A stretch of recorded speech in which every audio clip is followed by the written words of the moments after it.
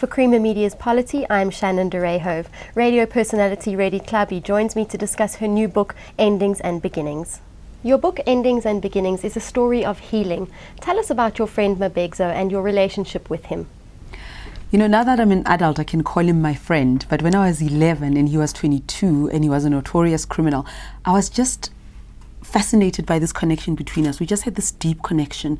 It was bizarre, you know. I didn't know what was going on, but there was just something about him that drew me to him, and something about me, I suppose, that drew him to me. And he had a bad reputation. He was a criminal. He was a horrible person, and it's there in the book. And he was a murderer, he was a robber, he was a rapist. But I had just lost my dad.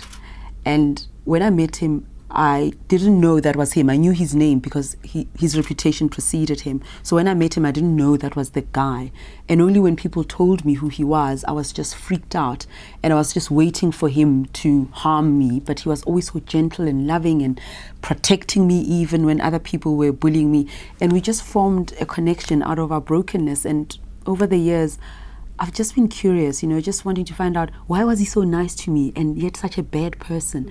And I just wanted to go back to his past and find out how he was raised, because there was obviously something good about him, but it obviously wasn't nurtured enough and gave rise to a monster then. Your book delves into the reasons why many young men in South Africa are consumed with anger.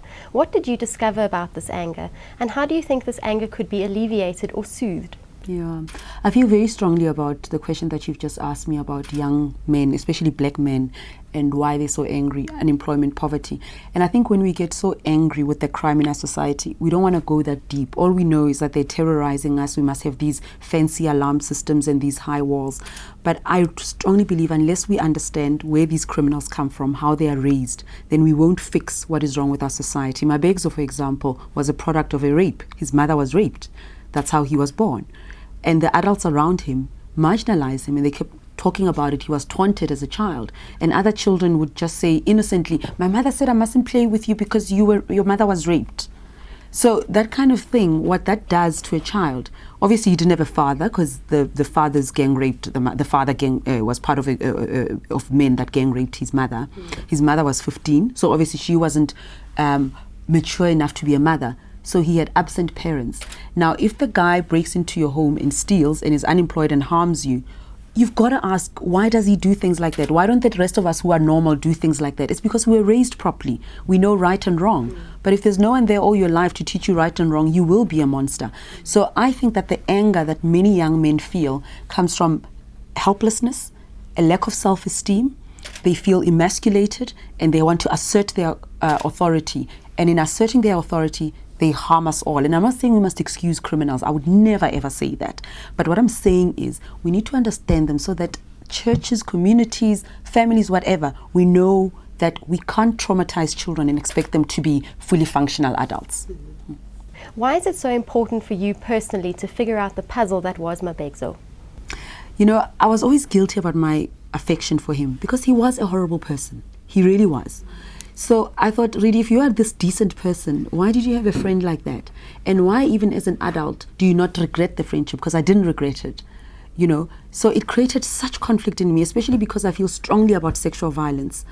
I needed to get closure for myself. I needed to resolve it for myself and forgive myself for having this affection for him. And now I'm at peace with the fact that I loved the good side of him, but I abhor the bad side. Because over the years I felt, oh, maybe I'm justifying this, maybe I'm glamorizing crime. But with my adult mind, I understand that I responded to the gentleness he showed me, but the horrible thing needs to be dealt with as well. You're donating the proceeds from the book to a 21-year-old orphan to be used in an operation to restore her sight. Why did you decide to do this?